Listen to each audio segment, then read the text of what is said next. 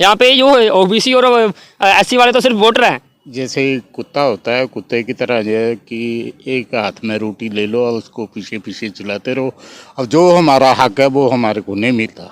अगर साहब कांशीराम जी ने पार्टी ना बनाई होती तो हम जैसे गरीब आदमी को कौन टिकट देता। यहाँ पे दलित तो क्या, ओबीसी भी बहुजन समाज पार्टी के साथ आ रहा है इस बार। तो क्यों बीजेपी से क्यों आप लोगों का मोह भंग हो गया? बीजेपी से मोह भाग इसलिए उन लोग किसी को काम ही नहीं हुआ। वोट देने के बाद उनको ठगी महसूस हुई है, उनको काम कोई नहीं हुआ।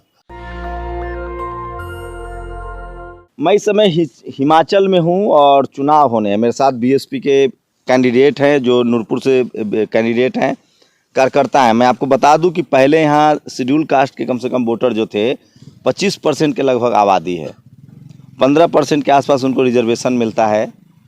ओबीसी का कहानी बताऊंगा, सिर्फ 18% रिजर्वेशन है उनको क्लास 3rd और 4th की नौकरी में, और 12% रिजर्वेशन है क्लास 1 की नौकरी में। सुप्रीम कोर्ट ने आज 10% नौकरी लागू कर दिया है इकोनॉमिक वीकर सेक्शन का पूरे देश में, सुप्रीम कोर्ट ने लागू किया। खैर उस पर बाद में बात करेंगे।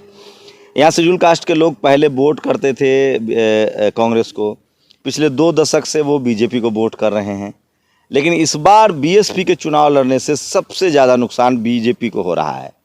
और यही वजह है कि दिल्ली में बैठ के पत्रकार कह रहे हैं कि इस बार बीजेपी का पत्ता साफ होगा हिमाचल से। इसकी वजह है कि शेड्यूल कास्ट के लोग तेज़ी से बहुजन समाज की तरफ बढ़े हैं, और ये लोग जो कहते हैं कि बीएसपी के चुनाव लड़ने से बीजेपी को फ़ायदा होता है, हिमाचल में बीजेपी को नुकसान होता दिख रहा है। और ये मैं आंकड़ों पर कह रहा हूँ, तथ्यों पर कह रहा हूँ। मेरे कैमरामैन आपको दिखाएंगे कितनी संख्या में लोग हैं। क्या नाम है सर? सालीराम। कहाँ से लड़ रहे हैं? नूरपुर विधानसभा से। तो लोग कह रहे थे कि पहले शेड्यूल कास्ट के लोग अमूमन बीजेपी के वोटर हुआ करते थे। नहीं, पहले कांग्रेस के होते, एक दशक से जो है वो बीजेपी का साथ चले गए थे। अच्छा, तो इस बार आप लोग के साथ है? इस बार आने की पूरी संभावना है हमें, बहुजन समाज पार्टी को उसका फायदा होना। तो क्यों बीजेपी से क्यों आप लोगों का मोह भंग हो गया? बीजेपी से मोह भाग इसलिए उन लोग किसी को काम ही नहीं हुआ। वोट देने के बाद उनको ठगी महसूस हुई है, उनको काम कोई नहीं हुआ। कोई काम नहीं हो कोई रहा है? काम नहीं, किसी का नहीं हुआ। क्या स्थिति है समाज की यहाँ अगर बात करें? कितने % आबादी है दलित समाज की? पूरे हिमाचल में 25% आबादी है। क्या स्थिति है उनके पास? जमीनें हैं, नौकरी है, सब है?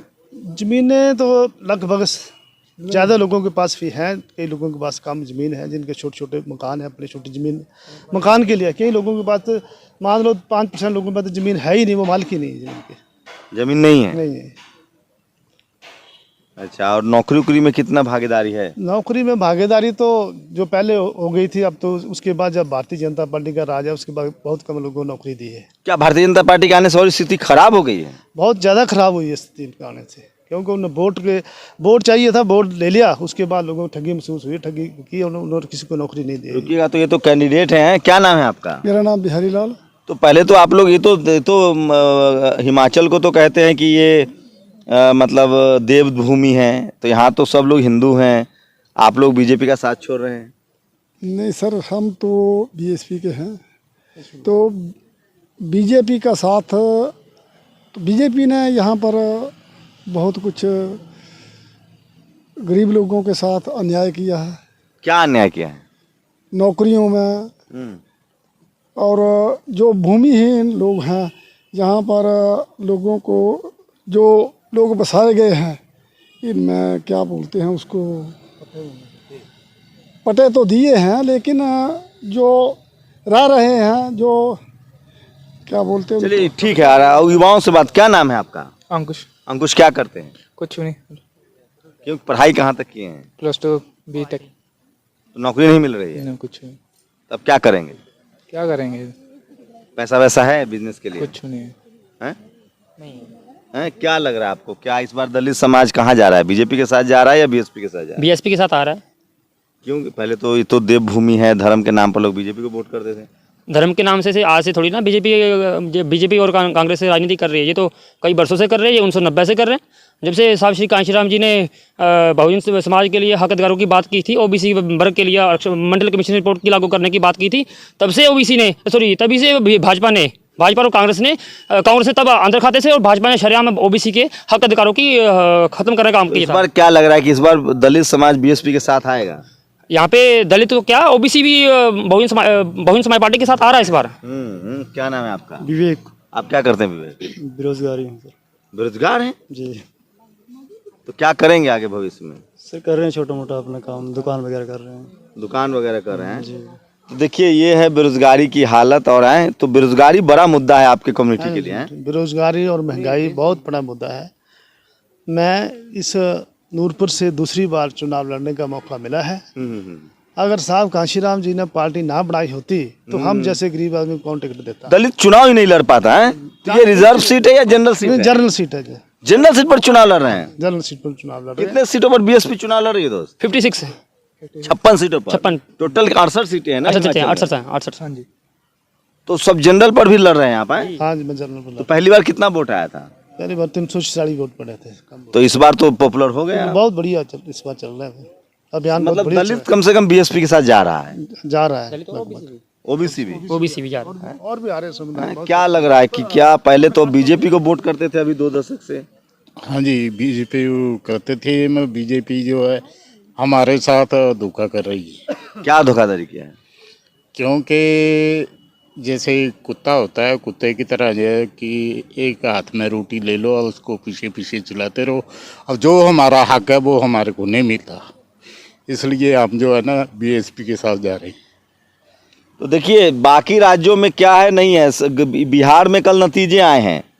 बीएसपी को 9000 आया है, एमआईएम को 12000 वोट आया, आरजेडी हार गई। लेकिन हिमाचल में अलग हो रहा है। हिमाचल में बीएसपी के चुनाव लड़ने से सबसे ज़्यादा नुकसान बीजेपी को हो रहा है। और सोचिए, कल्पना कीजिए कि अगर कांग्रेस गठबंधन में आ जाए। मैं बार बार कह रहा हूँ कि अगर बीजेपी को हराने के लिए कांग्रेस उस तरह से बड़ा दिल नहीं दिखाती है, वो तमाम रीजनल फोर्सेस को नहीं अपनाती है।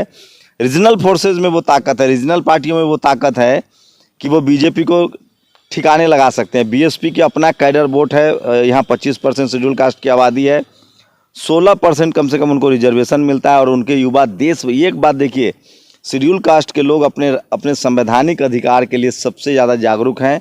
उनकी पार्टियां भी, ओबीसी के लोग का यहाँ नाम लेवा नहीं है। कोई अखिलेश यादव हो या डीएमके हो, आदिवासी का कोई पार्टी नहीं है।